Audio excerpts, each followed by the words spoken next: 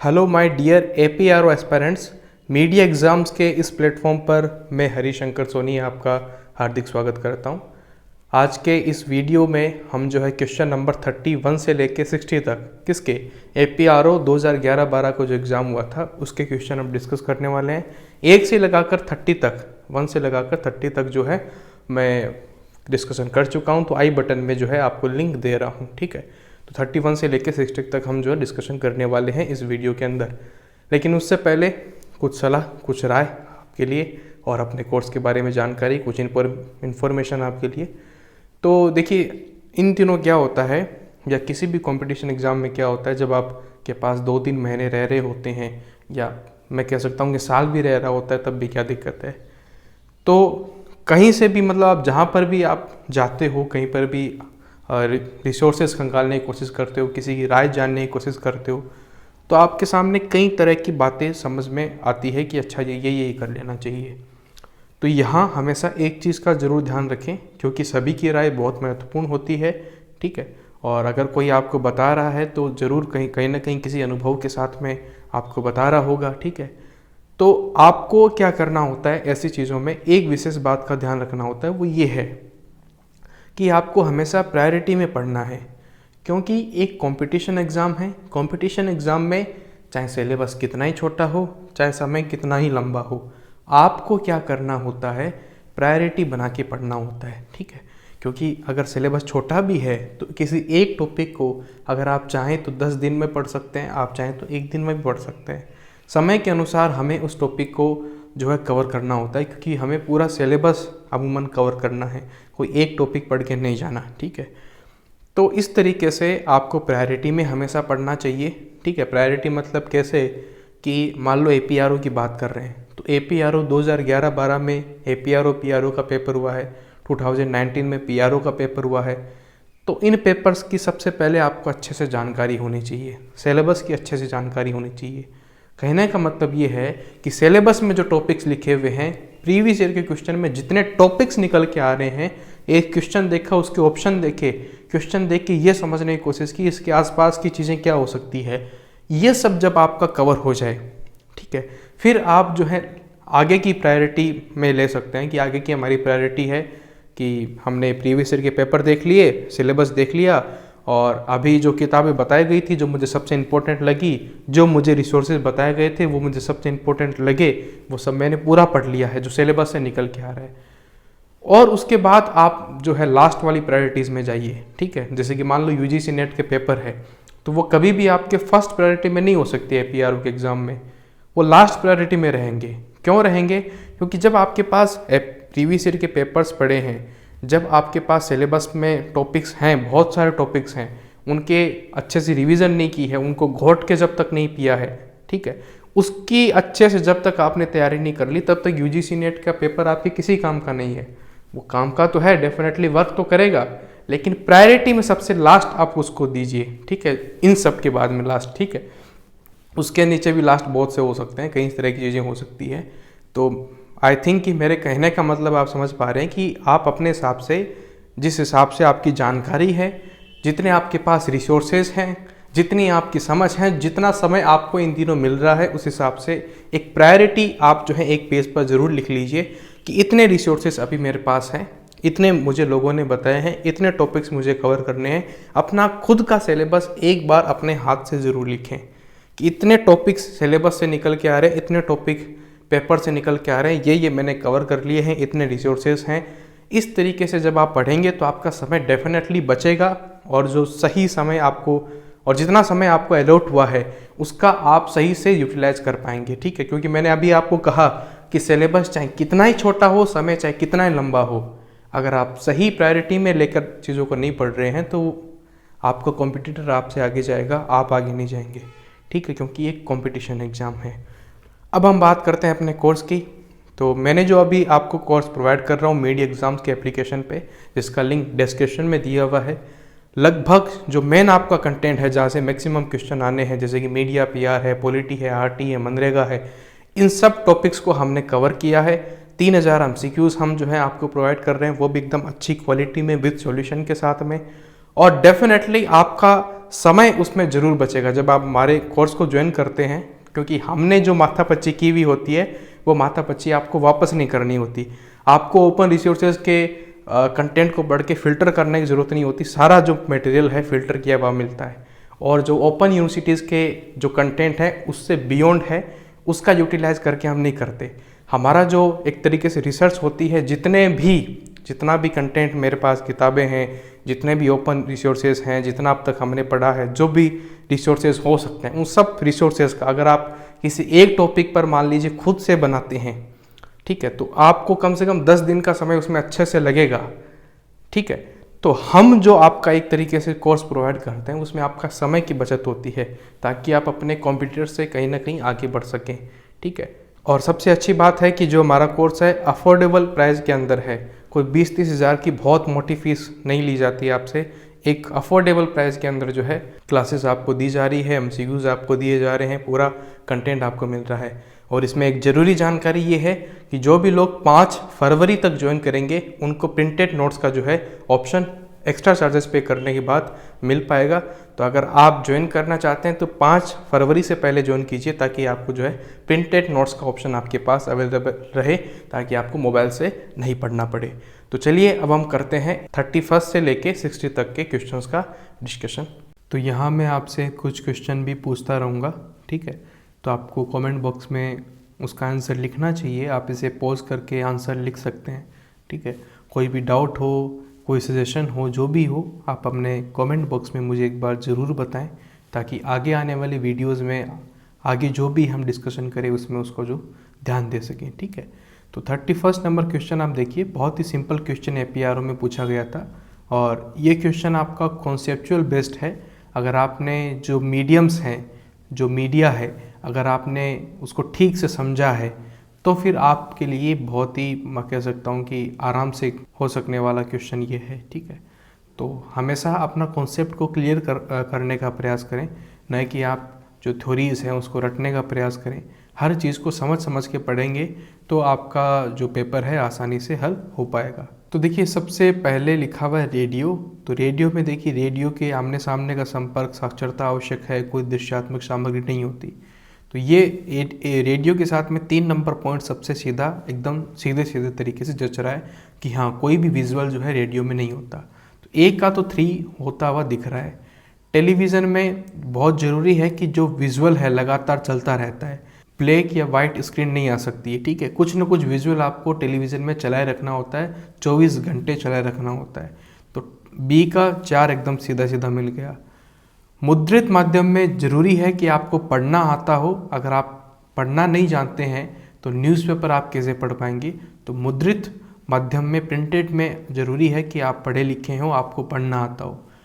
लोक माध्यम में क्या होता है, आप मुझे इस कमेंट बॉक्स में 5 ऐसे लोक माध्यम बताएंगे कि लोक माध्यम या जो ट्रेडिशनल माध्यम है कम्युनिकेट करने के लिए, उनके 5 उदाहरण आपको देने हैं। और कोशिश कीजिए कि वो राजस्थान से जुड़े हुए हों, राजस्थान की कला संस्कृति से कहीं ना कहीं जुड़े हुए हों, तो बहुत ही अच्छा होगा। तो 5 उदाहरण अपने दिमाग में लाइए कि राजस्थान में लोक माध्यम ऐसे कौन से हैं जो कि मास को ही कम्युनिकेट करते हैं या बड़े लेवल पर जो है कम्युनिकेशन कर सकते हैं, ये संचार के साधन जो है कहलाते हैं। ऐसे 5 लोक माध्यम आप मुझे बताएंगे। ठीक है, तो लोक माध्यम में बिल्कुल ज़रूरी है कि आमने सामने का संपर्क होगा, तभी तो लोक माध्यम है। ठीक है, अगर कोई खेल दिखा रहा है सड़क पर, ठीक है, तो आप खड़े हो रोड पे और वो दिखा रहा है, तो आपका आमने सामने का संपर्क है, तभी वो दिखा पा रहा है। ठीक है, तो ए के साथ में हमने 3 मैच किया, बी के साथ में 4 मैच किया। तो ए के सामने 3 मैच करोगे तो ये कर दिया, उसके बाद चौथा भी है, तो ये 2 लगाते ही आपका उत्तर जो है आपके हाथ में आ गया। इसे आप टिक करके आराम से आ सकते हैं। ठीक है, और ज़्यादा कंफर्म करने के लिए सभी मिलाकर देख लीजिए, तो आराम से ये जो है ऑप्शन डी या 4 आपका आंसर जो हो गया। ठीक है, ट्रेडिशनल माध्यम में ये पूछा गया है कि जो संचार का महत्वपूर्ण और आवश्यक साधन माना गया है। ठीक है, तो ये क्यों माना गया है? ठीक है, क्योंकि ये कलात्मक होता है इसलिए हम इसे इम्पोर्टेंट कहेंगे, या फिर गतिशील है या हमेशा जीवंत रहा है इसलिए कहेंगे, या ये संस्कृति को बढ़ावा देने वाला होता है, जीवन की घटनाओं पर प्रेरित होता है, ये क्या होता है, या सक्रिय भागीदारी की मांग करता है। तो देखिए 32 नंबर क्वेश्चन बिल्कुल एक ट्रिकी टाइप का क्वेश्चन है, और इसमें आपका उत्तर सही होने की संभावना, गलत होने की संभावना हमेशा 50-50 बनी रहेगी। आप एकदम इसमें कॉन्फिडेंट हो कि उत्तर नहीं दे पाएंगे, कभी भी नहीं दे पाएंगे, ठीक है। ऐसे क्वेश्चन एग्जाम्स में होते हैं, लेकिन आपको सबसे अप्रोप्रिएट आंसर जो आपको सही लगे, ठीक है।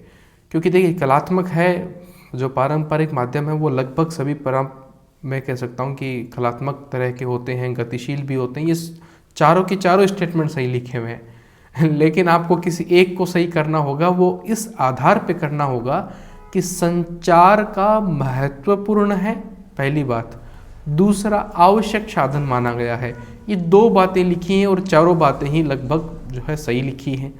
अब इसमें हम समुदाय की सक्रिय भागीदारी सबसे एप्रोप्रिएट निकल के आ रहा है, क्योंकि ये ऐसा मीडियम है जिसमें आप जब तक, जैसे इसमें लिखा है ना कि आमने सामने का संपर्क बहुत ज़रूरी है।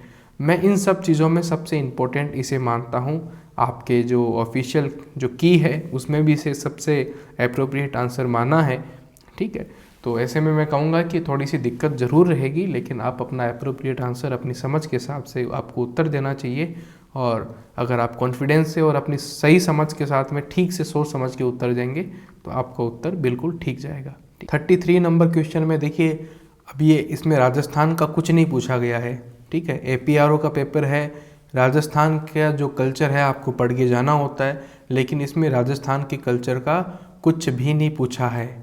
तो मैं चाहूँगा कि आप जो है इसके लिए 11th क्लास की जो NCERT आती है आर्ट एंड कल्चर की, वो आप पढ़ सकते हैं। डिस्क्रिप्शन में या फिर मैं जो है कमेंट बॉक्स में कहीं ना कहीं आपको लिंक दे दूंगा 11th क्लास की NCERT का, हिंदी इंग्लिश दोनों में मिल जाएगी। तो आप उसे पढ़ के जो है, बहुत छोटी सी पतली सी किताब है, बहुत टाइम उसमें नहीं लगेगा।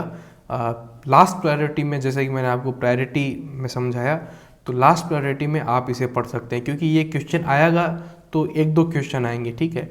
इंडियन कल्चर में मतलब कि नेशनल लेवल पर जो कल्चर के जो नोट्स आपके बनते हैं, जो थ्योरीज हैं, वहाँ से क्वेश्चन देखिए बहुत कम है, बस ये 33 नंबर क्वेश्चन है। लेकिन अगर आप इसे भी नहीं छोड़ना चाहते, बस 11th क्लास की वो एक छोटी सी NCERT आप पढ़ लीजिए, आपका काम हो जाएगा उसके अंदर, ठीक है। 34 नंबर क्वेश्चन मैं चाहूँगा कि आप इसे अंग्रेजी में देखें, ठीक है। इंग्लिश में एक बार ज़रूर देख लें, हालांकि कुछ इंग्लिश वर्जन इसमें लिखे हैं। तो देखिए, निम्नलिखित में से कौन सा मुद्रित माध्यम का अंग नहीं है। और ऐसे क्वेश्चन में ध्यान रखना है कि आपको, देखो आप हिंदी माध्यम से हैं तो क्वेश्चन पढ़ के आपको समझ में तो आ ही जाता है हिंदी में कि हाँ क्वेश्चन क्या पूछ रहा है। तो उसके बाद आप थोड़े से क्या कीजिए कि अंग्रेजी के अंदर उसे जो है एक बार ज़रूर देख लीजिए कि ऑप्शन क्या है, अंग्रेजी में क्या लिखा हुआ है। उसमें बहुत ज़्यादा समय आपका लगेगा नहीं, क्योंकि पास में ही लिखा हुआ होता है। तो एक नज़र आपको बस डाल लेनी है कि अंग्रेजी में इसे क्या लिखा गया है, ताकि किसी तरह की दिक्कत नहीं हो। अब मैं ऐसा क्यों कह रहा हूँ, देखिए कि देखिए इंग्लिश में ये लिखा है हैंडबिल, ठीक है, इस तरीके से लिखा है। अब हिंदी में आप कुछ और समझ रहे हैं। अब इसका 34 का आंसर है मनुस्क्रिप्ट, ठीक है। अब इसका मनुस्क्रिप्ट से आप क्या समझेंगे, ठीक है। मनुस्क्रिप्ट तो मनुस्क्रिप्ट है, लेकिन इसका जर्नलिज्म में जो मीनिंग है वो थोड़ा सा अलग होता है। जो बेसिकली मीनिंग है वो मैंने यहाँ लिखा हुआ है, ठीक है। लेकिन वास्तविकता में जर्नलिज्म में जो इसका मीनिंग है वो ये है कि जो एक तरीके से रिपोर्टर अपने सब एडिटर को जो कॉपी भेजता है ना, ठीक है, और जो एक मैं कह सकता हूँ कि न्यूज़ का कच्चा चिट्ठा जिसे कहते हैं, उसे मैं कह सकता हूँ कि वर्किंग लैंग्वेज में जर्नलिज्म की फील्ड के अंदर मनुस्क्रिप्ट्स कहा जाता है। ये मनुस्क्रिप्ट्स वो नहीं होती है जो कि वास्तविकता में मनुस्क्रिप्ट है, पांडुलिपियाँ हैं। इसमें पांडुलिपि जो है वर्किंग कल्चर के अंदर, जर्नलिज्म के अंदर मनुस्क्रिप्ट्स उसे कहा जाता है जो एक तरीके से रिपोर्टर जो है एक कच्चा चिट्ठा जो है सब एडिटर को भेजता है, उसे मैं कह सकता हूँ कि न्यूज़ का कच्चा चिट्ठा जो है मनुस्क्रिप्ट होता है। तो ये देखिए कहाँ से, किस तरीके से थ्योरी से या वर्किंग कल्चर में जो वर्ड्स यूज़ होते हैं वहाँ से क्वेश्चन आ जाते हैं, ठीक है। अब आप गूगल सर्च करोगे तो आपको ये मिलेगा, ठीक है। लेकिन मनुस्क्रिप्ट का मतलब ये है जो मैंने अभी आपको बताया। 35 नंबर क्वेश्चन में देखिए 3-4 डेट ऐसी है जो कि आपके लिए काफ़ी इंपॉर्टेंट है जब हम बात कर रहे हैं प्रेस काउंसिल की। तो प्रेस काउंसिल 4 जुलाई 1966, एक 1978 भी इंपॉर्टेंट है। क्यों इंपॉर्टेंट है आगे बताऊंगा अभी, ठीक है।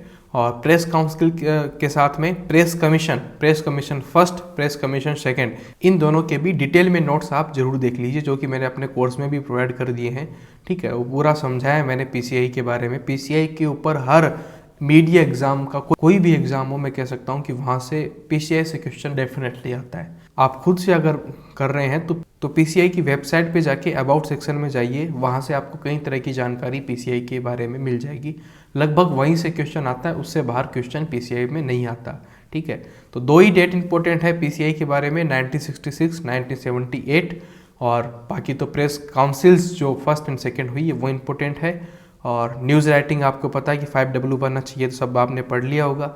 और आप में से जो भी सीरियस एस्पिरेंट है, इन्वर्टेड पिरामिड वे और पिरामिड वे, इन दोनों में किस तरीके से लिखा जाता है ये भी डेफिनेटली आपने कवर कर लिया होगा। 38 नंबर क्वेश्चन देखिए, ये क्वेश्चन मतलब मैं कह सकता हूँ कि जिसका ठीक से कॉन्सेप्ट क्लियर नहीं है वो ये क्वेश्चन गलत करके आ जाएगा। ठीक है, the area of reporter is called beat. ठीक है, और उसका भी गलत हो जाएगा जो इसे हिंदी में पढ़ेगा, अंग्रेजी में नहीं पढ़ेगा। ठीक है, अब देखिए हिंदी में ये क्वेश्चन दिया गया है, ये ऑप्शन दिए हुए हैं, ओरिजिनल पेपर है, मैंने तो बनाया नहीं है, APRO का 2021 पेपर देख रहे हैं। अब देखिए क्वेश्चन क्या पूछा है, उसके ऑप्शन हिंदी में क्या है, अंग्रेजी में क्या है। अब आप इसे अंग्रेजी में देख रहे हैं, ठीक है, आपने क्वेश्चन पढ़ लिया हिंदी में और साथ में जो है आपने इसे अंग्रेजी में ऑप्शन देख लिए, आप बिल्कुल एप्रोप्रिएट आंसर दे के आएंगे। ठीक है, the area of reporter is called beat. ठीक है, न कि एरिया, न कि फील्ड, ठीक है, न कि जोन। हाँ, जोन भी होता है लेकिन वो जोन इस तरीके से नहीं बांटते। ठीक है, बीट का मतलब क्या है, जिस सेक्टर को वो कवर करता है, जैसे कि political beat, economic beat, crime beat, इस तरीके से जो बीट, जिस बीट में वो काम करता है, मतलब कि जिस तरह का वो काम करता है। अगर पॉलिटिकल बीट है तो जो राजनेता वगैरह इनके पीछे पीछे घूमेगा, इनसे संबंधित जितनी खबरें हैं उसको कलेक्ट करने का प्रयास करेगा, ये है बीट। ठीक है, 39 नंबर क्वेश्चन देखिए, कैप्शन। कैप्शन क्या होता है, कट लाइन क्या होती है, ये जो चीज़ें हैं काफ़ी इंपॉर्टेंट है। ठीक है, तो इसके बारे में ज़रूर आप ठीक से पढ़ लें। न्यूज़ राइटिंग में मैंने इसको पूरा कवर करवाया है, एक भी चीज़ इसके रिगार्डिंग छोड़ी नहीं है, सब कुछ रिकॉर्डेड है, आप एप्लीकेशन पे देख सकते हैं। 14 number question, world press freedom day. ठीक है, 3 में। ठीक है, एक तो ये, तो इसके रिगार्डिंग देखिए, एक तो ये चीज़ें आपकी इंपॉर्टेंट है कि एक तो जो 16 नवंबर, 17 नवंबर, 3 मई, 30 मई, ये 4 डेट आप ज़रूर याद कर लीजिए, क्योंकि 16 नवंबर को नेशनल प्रेस डे होता है, 17 नवंबर को नेशनल जर्नलिज्म डे होता है, 3 मई को जो है इंटरनेशनल जर्नलिज्म डे होता है, और 30 मई को हिंदी पत्रकारिता दिवस जो है मनाया जाता है। और इन चारों के बारे में एक बार ज़रूर आप कोशिश कीजिए, मतलब विजिट कर लीजिए, आराम से पता चलेगा कि ये दिन क्यों मनाया जाता है। ठीक है, इसमें से एक पीसीआई की स्थापना को लेकर है, इसमें एक जो है उदंत मार्तंड को लेकर है, हिंदी पत्रकारिता को लेकर। तो इस तरीके से आपको पीछे का भी पता होना चाहिए, इतना ही नहीं कि अच्छा ये तो डेट मिल गई बस छोड़ दिया, नहीं। अब आप ये क्यूरियोसिटी रखिए कि अब मुझे ये जानना है कि 16 नवंबर को ही नेशनल प्रेस डे क्यों मनाते हैं, और 16 नवंबर में 17 नवंबर में एक दिन का ही फ़र्क है, तो इसमें प्रेस डे में, जर्नलिज्म डे में क्या फ़र्क हो गया, ये बताइए। ठीक है, 30 मई को अगर मनाते हैं तो क्यों मनाते हैं, इस दिन कौन सा अखबार सबसे पहले निकला था। ठीक है, तो इस तरीके से क्यूरियस होकर, सावधान होकर, एक्टिव रह के प्रिपरेशन कीजिए, हर एक चीज़ के अंदर जाके जो है, तह तक जाकर जो है अपनी जानकारी जुटाने का प्रयास कीजिए। और 40 नंबर क्वेश्चन में ये जानकारी भी आप लीजिए। ठीक है, कि जो यूनेस्को का जो अवार्ड है, ठीक है, एक तो इसकी एब्रीविएशन भी इंपॉर्टेंट है यूनेस्को की, united nation educational, scientific and cultural organisation, UNESCO. ठीक है, बिल्कुल इंपॉर्टेंट एब्रीविएशन है। तो इसमें देखिए 3 मई को क्या होता है, 3 मई को इंटरनेशनल जर्नलिज्म डे मनाते हैं। क्यों मनाते हैं, बिल्कुल चेक कीजिए, कमेंट बॉक्स में लिख के बताइए, जैसे कि आपने लोक माध्यम को मैंने कहा है, कमेंट बॉक्स में लिख के बताइए सारी चीज़ें। ठीक है, Guillermo Cano world press freedom prize, ठीक है, 3 मई को दिया जाता है, यूनेस्को द्वारा दिया जाता है। ठीक है, तो ये पूछा गया था यूनेस्को द्वारा दिया जाता है या किसके द्वारा दिया जाता है, तो Guillermo Cano world press award UNESCO द्वारा दिया जाता है। ठीक है, और इस साल किसको दिया गया है, मारिया रेसा को दिया गया है। क्यों दिया गया है और कहाँ की है, ठीक है, ये भी आपके इम्पोर्टेंट है। तो इन्वेस्टिगेटिव जर्नलिज्म के लिए दिया गया है। ठीक है, और फिलीपींस से जो है बिलोंग करती है, ये भी इंपॉर्टेंट फैक्ट आपके एग्जाम में है। ठीक है, तो ऐसे जो है आप तैयारी कीजिए। देखिए आप इसको पढ़ रहे हैं यहाँ से और आप क्यूरियस है तो आराम से इधर उधर की चीज़ें अब आप निकाल के देखोगे तो आपको कहीं और जाने की ज़रूरत नहीं है, यहीं से आपके 500 टॉपिक क्लियर हो जाएंगे। APRO PRO का पेपर अगर आप ठीक से हर दिन खंगाल रहे हो ना, 500 नए टॉपिक आपको मिलेंगे और उसको कवर करते करते पूरा समय आपका बीत जाएगा। आगे की रिसोर्सेज संभालने का आपके पास समय ही नहीं है, मैं ये आपको ये बता रहा हूँ। बिल्स पर भी क्वेश्चन आता है, तो अभी बजट सेशन में भी जो बिल पास किए जाएं तो उन पर भी अपनी निगाह बनाए रखना। बाकी करंट अफेयर का क्वेश्चन है, एक तरीके से करंट अफेयर्स भी आपको पढ़ने हैं, नेशनल लेवल के हो चाहे वो राजस्थान जीके के हो, ठीक है, राजस्थान के हो चाहे नेशनल के हो, आपको करंट अफेयर पढ़ने ही पढ़ने हैं। कॉपीराइट एक्ट, ठीक है, press council act, press and registration of book act, ठीक है, index and representation women act, चारों एक्ट इंपॉर्टेंट है। इसके साथ आरटीआई भी इंपॉर्टेंट है, ठीक है। इतने एक्ट आपको जो है करने होते हैं। अब ये तो ऑप्शन में दिया हुआ है, तब भी मैंने जो है अपने नोट्स में इसको पूरा करवा दिया है। तो इसके रिगार्डिंग जो डेट है 1986 है, कॉपीराइट की 1957 है, पीसीआई की 1966 भी है और 78 भी है। और ये तो आपको पता है press and registration book act, जिसके तहत आरएनआई भी आता है, ठीक है, तो 1867 का है, ठीक है। ये डिटेल में मैंने सारा कुछ अपने नोट्स में अपने लेक्चर में कवर करवा दिया है, ठीक है। What is lead, all know, आप सब लोग जानते हैं। और अगर आपने डिफेमेशन एक्ट भी पढ़ लिया है तो सिलेंडर और लिबेल भी आपने पढ़ लिया होगा, ठीक है। और 45 नंबर क्वेश्चन देखिए कि क्या नहीं करोगे आप, ठीक है, क्या नहीं करोगे जर्नलिज्म में रहते हुए, ठीक है। तो खबर लिखने के लिए पैसा या उपहार लेंगे, ठीक है, ले लेंगे क्या या नहीं लेंगे। 46 नंबर क्वेश्चन इंपॉर्टेंट है, वो हम देख लेते हैं, ठीक है। तो देखिए इसमें आप सबसे पहले राइट साइड वाले को देख के इसमें लेफ्ट साइड को देखोगे तो इजी रहेगा। तो बैनर देख लीजिए, बैनर क्या होती है। बैनर है, क्रॉस लाइन है, ठीक है, डबल डेकर है, ऐसे कई कॉमन नाम आपने पढ़ लिए होंगे हेडलाइंस के बारे में। तो बैनर एक हेडलाइन का टाइप है, शीर्षक का एक प्रकार है। मानव हित, उल्टा पिरामिड, खोजी, ठीक है, ये इतने से नाम दिए, देखिए ये नाम दिए गए हैं। तो खोजी क्या हो सकती है, खोजी रिपोर्टिंग, ठीक है, उल्टा पिरामिड समाचार लेखन की एक श्रेणी, मानव हित मतलब सॉफ्ट न्यूज़, क्योंकि सॉफ्ट न्यूज़ जो लिखी जाती है वो खासतौर से ह्यूमन इंटरेस्ट के ऊपर होती है, ठीक है। तो ये इस तरीके से आप मिलान कर सकते हैं। और जो खबर केवल ऑब्जेक्टिव चीज़ों पर हो, फैक्चुअल चीज़ों पर हो, वो क्या होगी, एक वस्तु परक या ऑब्जेक्टिव न्यूज़ हो जाएगी। 48 नंबर क्वेश्चन आप देखिए, मैं 48 के लिए आपको सजेस्ट करूंगा कि इस तरह के क्वेश्चन आप एक बार हिंदी में पढ़ने के बाद इंग्लिश में भी ज़रूर पढ़ें, या इंग्लिश वाले हिंदी में भी कुछ हो सकते हैं कि क्वेश्चन पढ़ लें, ठीक है। लेकिन क्या होता है कि मीडिया सेक्टर में, चाहे वो हिंदी का अखबार हो, हिंदी की मैगजीन हो, चाहे वो पूरा लिखने का काम हिंदी में करते हों, ठीक है, लेकिन जो उनका वर्क कल्चर होता है ना, जो काम होता है, वो मोस्टली जो पूरे दिन भर में जिन शब्दों का प्रयोग करते हैं वो अंग्रेजी के शब्द होते हैं, ठीक है। जो मैं कह सकता हूँ कि जैसे कि कंप्यूटर है, अब कंप्यूटर में आप हिंदी टाइपिंग कर सकते हो, हिंदी का कंटेंट बना सकते हो, लेकिन जो आपको ऑप्शन अवेलेबल हो रहे हैं मोस्टली कंप्यूटर्स में आज के समय में, अब हो सकता है हिंदी में भी होते हैं, मोबाइल भी आप हिंदी में चला सकते हैं, लेकिन आपको समझ में किस में आता है। भाई आप अपना मोबाइल यूज़ कर रहे हैं, आप में से बहुत से बच्चे कहते हैं कि सर हिंदी में ये वाली चीज़ आपने थोड़ी सी कम डाली है, इसको और डालो, ठीक है, हम तो कर देते हैं, लेकिन आप मोबाइल किस में चलाते हैं, आप मोबाइल चलाते हैं अंग्रेजी में। अगर मैं हिंदी में करके दे दूं मोबाइल, तो आप खुद उसे कहेंगे कि नहीं यार मुझे नहीं चलाना हिंदी में, अंग्रेजी में करो। तो मोबाइल के सारे ऑप्शन आपको जो है अंग्रेजी में चाहिए। बिल्कुल ठीक वैसे ही आप चाहे हिंदी का अखबार देखें, चाहे हिंदी की मैगजीन देखें, वहाँ जो काम होता है, वहाँ जो वर्क कल्चर में वर्ड्स यूज़ होते हैं, वो मोस्टली अंग्रेजी शब्दों का उसमें प्रयोग होता है, ठीक है। तो कोशिश कीजिए कि हिंदी की थ्योरी अगर आप पढ़ रहे हैं, कहीं से भी पढ़ रहे हैं, तो हिंदी के साथ उसका अंग्रेजी शब्द एक बार ज़रूर देख लें। याद नहीं हो कोई दिक्कत नहीं है, अंग्रेजी में परेशानी हो रही है कोई बड़ी बात नहीं है, कोई इश्यू वाली बात नहीं है, लेकिन शब्द तो देख सकते हैं ना साहब। जितनी कोशिश हो उसको अंग्रेजी में भी पढ़ने का प्रयास कीजिए। प्रयास करोगे तो एग्ज़ाम में कुछ 2-4 क्वेश्चन ज़्यादा सही करके आओगे, गलत थोड़ी कर दोगे, ठीक है। हिंदी में पढ़ी हुई चीज़ को अंग्रेजी में पढ़ लोगे तो आपकी एक्यूरेसी और अच्छी बनेगी, ख़राब थोड़ी हो जाएगी, ठीक है। तो इसलिए एक तो आपको ध्यान रखना है कि जो क्वेश्चन आपको ठीक से नहीं समझ आए, ठीक है, उसको एक बार अंग्रेजी में ज़रूर देखना है, डेफिनेटली आपको ज़्यादा समझ में आएगा, ठीक है। अब 48 क्वेश्चन हिंदी में भी समझ सकते हैं, लेकिन इसको कई बार अंग्रेजी में देख लें, लेकिन साथ ही अंग्रेजी में देखने में भी कोई परेशानी वाली बात नहीं है, ठीक है। तो ये देखिए कि जब कोई घटना घटती है, ठीक है, तो उसमें 2-3 चीज़ें हो सकती है कि उसको हम खबर बनाएं, ठीक है। जब कोई घटना घटती है तो 2-3 एलिमेंट ऐसे हैं जिसके बेसिस पे वो खबर बन सकती है।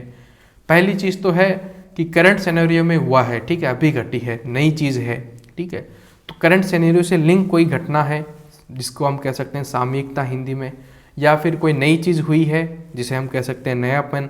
समीपता, ठीक है, मान लो कि आपकी गली में नुक्कड़ में किसी ने किसी को कुछ कह दिया तो एक आपके लिए खबर होती है। अफ्रीका में 40 लोग भी मर गए तो आपके लिए खबर नहीं है। आपकी गली में कुछ हुआ है, आपके मोहल्ले में कुछ हुआ है, आपके लिए एक खबर है पूरे दिन की। हो सकता है कि आने वाले एक सप्ताह तक आप उसके ऊपर चर्चा करेंगे, लेकिन अफ्रीका में 40 लोग मर गए हैं, उस पर आप ध्यान ही दे रहे हैं। वो अगर खबर आ भी जाए तब भी आप उसको शायद ही पढ़ें, ठीक है, क्योंकि वो बहुत दूर की खबर है, ठीक है।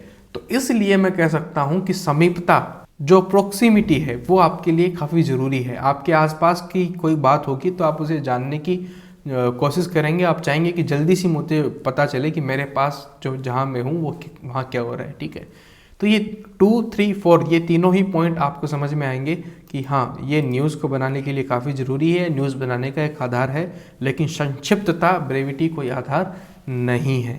पापराज़्ज़ी या पेपरजो जो शब्द है, इटालियंस वर्ड है, फोटो पत्रकार के लिए यूज़ होता है, ये पूछ लिया था। तो मोस्टली थ्योरीज़ में ये कवर नहीं होता है, ठीक है, लेकिन होता है ना कि 120 क्वेश्चन आएंगे तो 20 क्वेश्चन तो ऐसे होंगे जो हमारे सिलेबस से या कहीं ना कहीं आउट पूछे जाएंगे, तो उसकी चिंता करने की ज़रूरत नहीं है।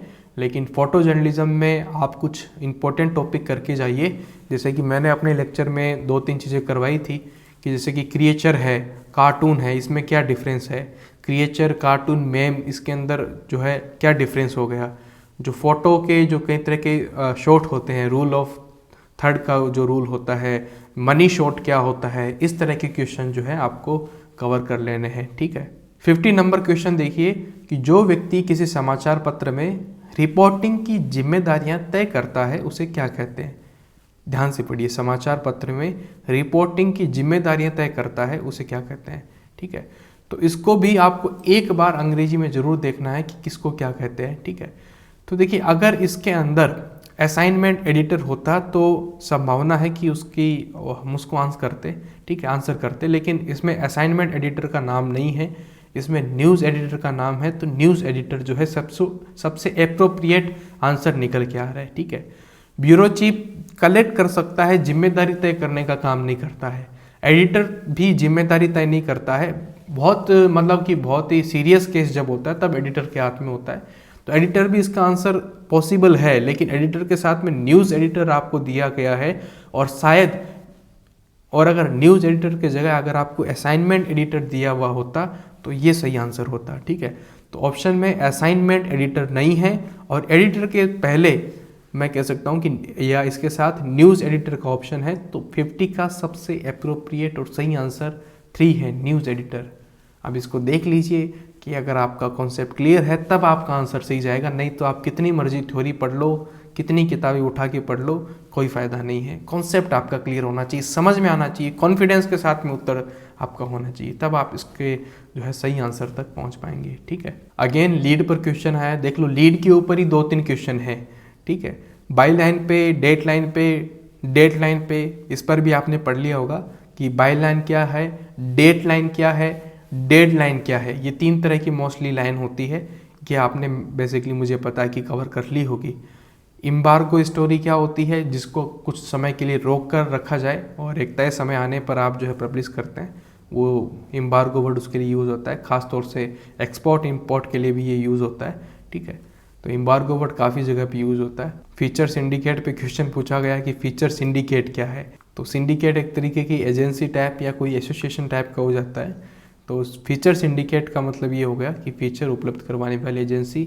इसमें भी आप जो है एक एप्रोप्रिएट आंसर ढूंढ सकते हैं। इसमें आप 1 भी आपको होना चाहिए डाउट कि यार ये भी हो सकता है क्या, और मुझे लगता है कि जिन लोगों ने 3 नहीं लगाया होगा और 2011 के पेपर में उन लोगों ने 1 भी लगा सकते हैं, ठीक है। तो इन दोनों में से कोई एक आंसर था, लेकिन सबसे अप्रोप्रिएट बात जो है एजेंसी का जो वर्ड यूज इसमें किया है वो सिंडिकेट से मैच खाता है। फीचर सिंडिकेट उपलब्ध करवाने वाली एजेंसी, फीचर उपलब्ध करवाने वाली एजेंसी, बिल्कुल सब सही जो है अप्रोप्रिएट आंसर इसका निकल के आता है, ठीक है। 55 नंबर क्वेश्चन हमें ये बता देता है कि न्यूज़ एडिटिंग के दौरान, पेज मेकिंग के दौरान जिन वर्ड्स का यूज़ होता है उन सबको आप कवर करके जाएं कि ठीक है, कि गटर क्या चीज़ है, 2 कॉलम के बीच में गैप जो होता है उसे गटर कहते हैं। तो इस तरीके से आपको जो पेज मेकिंग होती है, जब खबर लिख जाने के बाद में जब उसको मेन पेज पर लगाया जाता होता है, एडिटिंग जब हो रही होती है, तो उस दौरान उस समय जो